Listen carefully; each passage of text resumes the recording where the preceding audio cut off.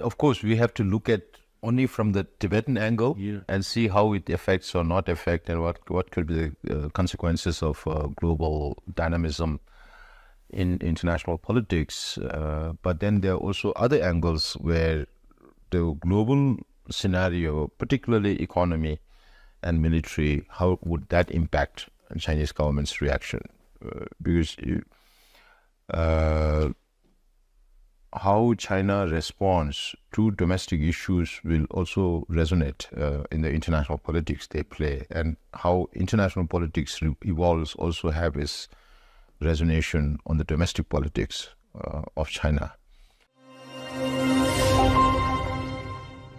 Hello and welcome to The Gist on Strategies Global.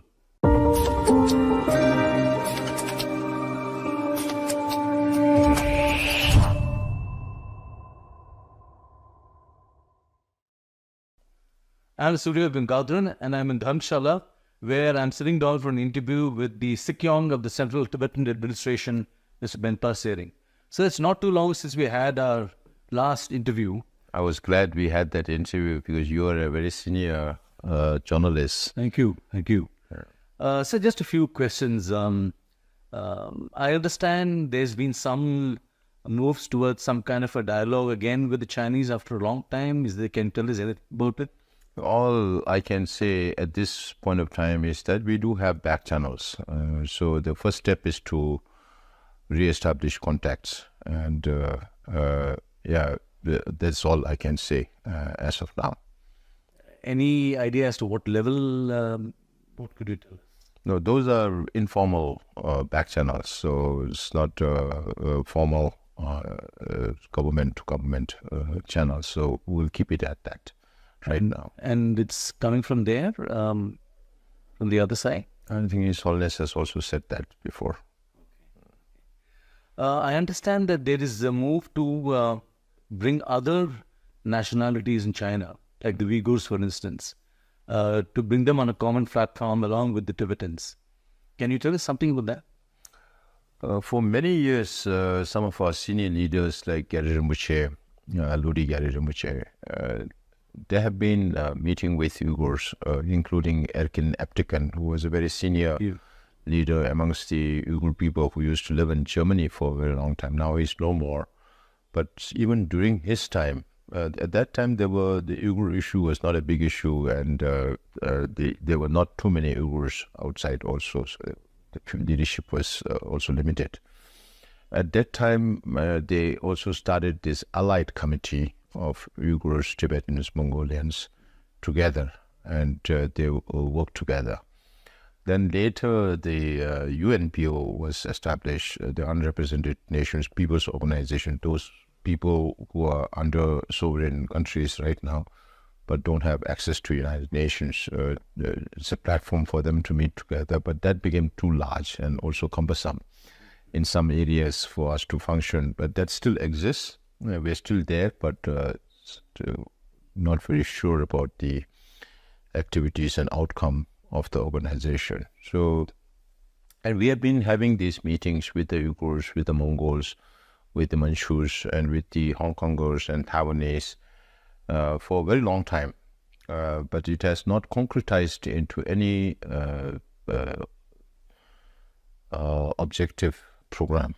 So these are some things that we may have to look into, the possibilities of whether we can work together, because everybody has a different historical background and different ask and different methods of reaching their goal. So we always look at common grounds, not the issues of differences that involves different nationalities within China. So these meetings have been held in India or overseas? In June, we had one meeting here in Dharamsala itself, where we had representatives from the Uyghur community, from the Taiwanese community, from Hong Kong, from Mongolia, and for the first time, the Manchus. That's why I was a little bit surprised as to whether there is a huge shift in policy of the South Korean government, because the Manchus are mostly located there, and they claim support of South Koreans in their struggle. So even Manchurians are now coming out with that, and that is also changing the equation between South Korea and China, not only because of the Manchus, but there are larger issues of North Korea and the threats that are coming from North Korea and China. And because of North Korea, also the relations between South Korea and China is also getting affected. So you see this as a positive development going forward, even though it's taken time? Yeah, I think it's an interesting development in the sense that South Koreans have been quite conservative in their approach, and also because of their broader proximity with North Korea and being very close to China, they have been more cautious about their approach towards China. But then now you have the AP4, Japan, South Korea, Australia, New Zealand being invited to G7 meetings. They are also being invited for NATO conferences. So that's also raising the hackles of Chinese against NATO-like formation in the Asia-Pacific or Indochina. Then you also have the Quad, which is also seen as another NATO-like formation in the South China Sea. So now you see, of course, a lot of equations changing. You have so many multilaterals happening with so many varied interests. And I think India's role globally in the, whether it's the SCO or BRICS or G20, to take it to an international order whereby everybody abides by rules and regulations. So I think that's a very important step forward, particularly with India's leadership globally. But does it specifically help your case? Does it help you push your case with China? Of course, we have to look at only from the Tibetan angle and see how it affects or not affect, and what could be the consequences of global dynamism in international politics. But then there are also other angles where the global scenario, particularly economy and military, how would that impact the Chinese government's reaction? Because how China responds to domestic issues will also resonate in the international politics they play, and how international politics evolves also have its resonation on the domestic politics of China, because that involves the Chinese government's capacity to reach out internationally and domestically. But unfortunately, Chinese they say something and always do something different. That has been the case with China so far. So that is, as Prime Minister rightly put it during the G20, I think the insinuations were more against China and Pakistan, because there is a lot of trust deficit in the relationships. Unless there is trust, it's very difficult to move the relationship forward. And China is always very suspicious with every single country in this world, including its own people. So now how this trust can be bridged, or whether countries will continue to follow the economic gains, leaving aside human rights and other things, whether they will do that. But now we get this sense that all the countries around the world are more conscious about human rights and climate change issues that's confronting this world. Now, earlier there was an audience with the Dalai Lama where he spoke of total autonomy that they want, assuming he makes a decision at some point to bring China. Have the Chinese ever spelled out what their ideas on autonomy are? With Chinese, they like to believe that Tibetans already have autonomy. Because the Tibetan regions are called Tibet Autonomous Region, Tibet Autonomous Prefectures, Tibet Autonomous Counties. So all those areas in the map where Tibetans have traditionally occupied these places, inhabited these places, and which are of contiguous in nature, are one. So Tibet's size is 25% of China, but 75% of India. So it's very big in that sense. So there are definitely challenges, but if everybody is committed to resolve this, then the Sino-Tibet conflict is the most easy one to resolve, because we will concede sovereignty if there is a resolution through the middle way approach. But till such a time, historical status of Tibet is history. We cannot change that. Conceding sovereignty, those are big words, Yes. How will it go down with young Tibetans? That is also there, but then again, you have to look at the choices. Do you have a better choice than middle way approach or middle way policy? If you have a better choice about how to achieve that, how it can be done, then we can definitely go for another option. But that doesn't leave any room for any other option right now. We've had some curious developments in China of late. 2 senior ministers disappearing, Yes. no explanation at all. I mean, what is your sense of what's going on there? It's very difficult to accept the explanation that corruption lies at the heart of Li Shangfu, the foreign defense minister's vanishing.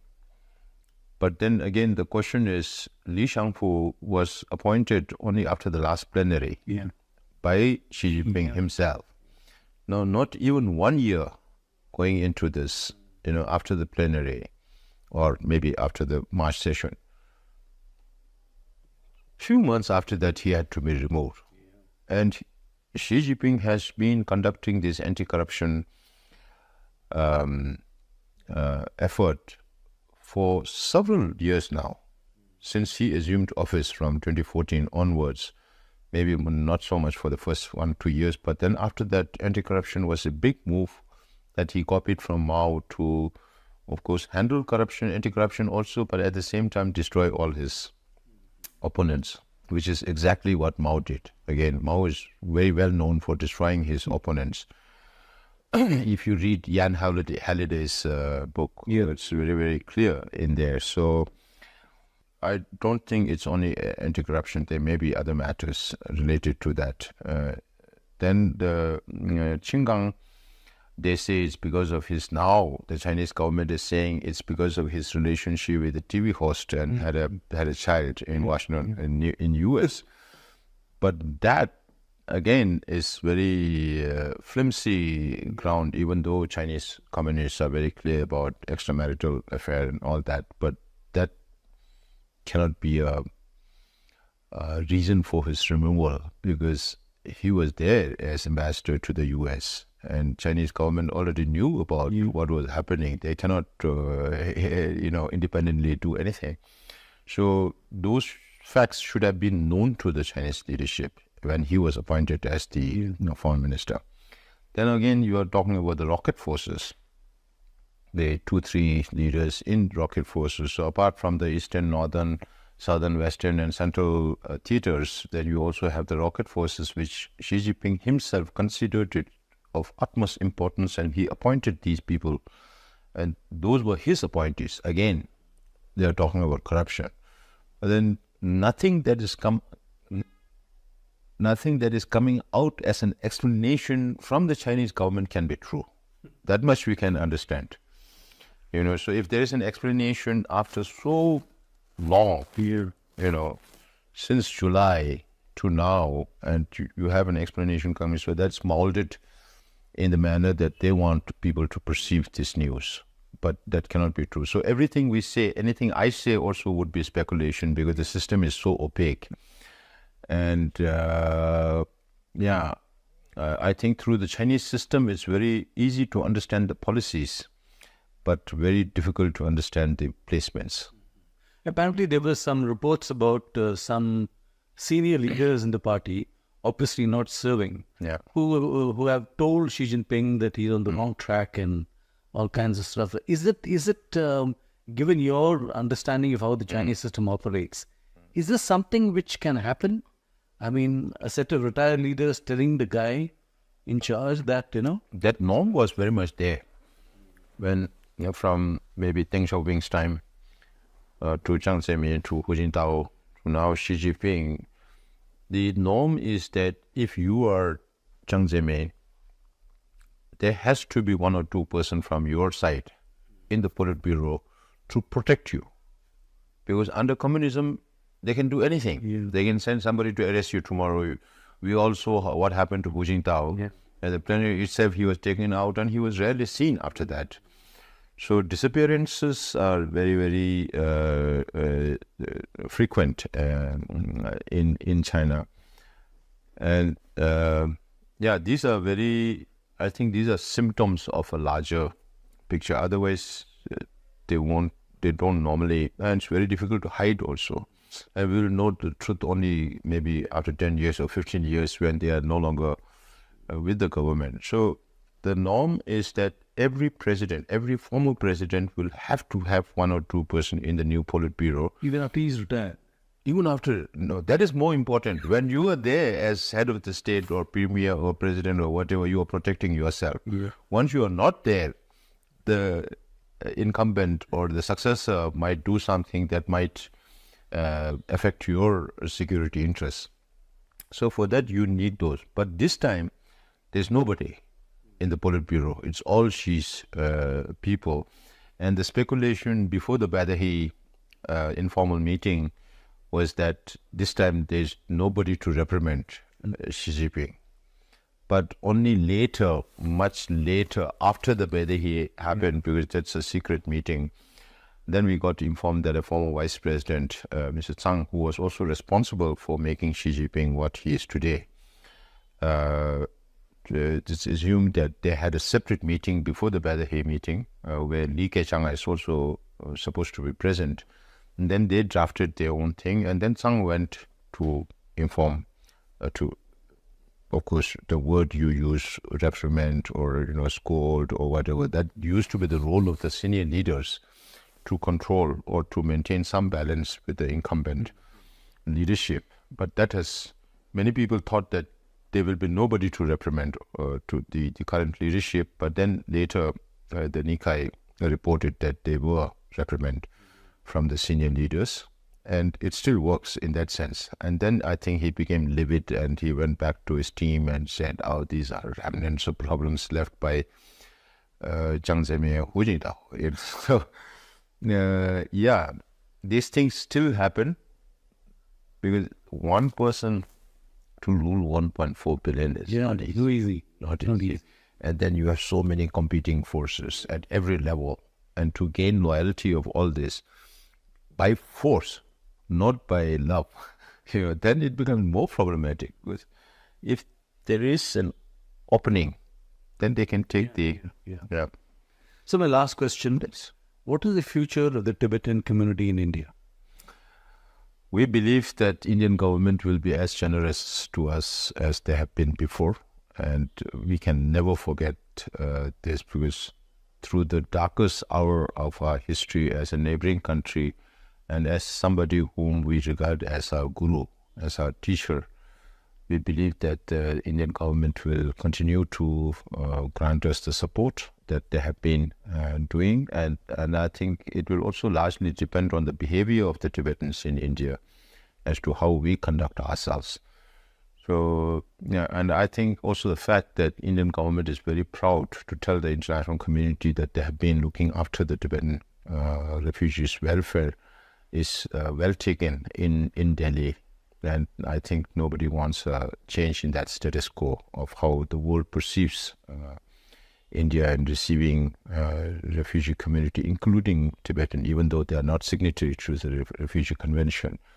So our job is now more and more Tibetans are getting scattered. As I said, the dispersal of the younger generations from the compact communities is a huge challenge. So that we are looking at another solution to repopulate the compact communities, and then also work on the younger generations of Tibetans who have now become citizens of independent countries, and they have the right to vote and also the right to advocate for their representatives on the cause of Tibet. And knowing the language also makes a lot of difference, and that is what we are preparing for. So also to make this administration strong, because Tibetans never focus on databases.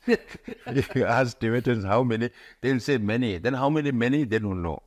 Now we are focusing a lot on data so that all our future policies could be driven by data, hard facts, and then it'll become more reasonable. And that's why we are developing database structure and system and changing some systems, even though we do have a good system. So these are some of the things that, and also to make sure that even if we have to struggle for another 30, 40, 50 years down the line, we have the younger generation to take the lead. That is what we are preparing for. Pinpa Sering, thank you very much for again giving us time and for talking to us. And I wish you the very best in your endeavors ahead. And thank you very much. Thank you so much. This is all we have for you today on Strategies Global. Do subscribe to our YouTube channel, follow us on social media. Thank you and good night.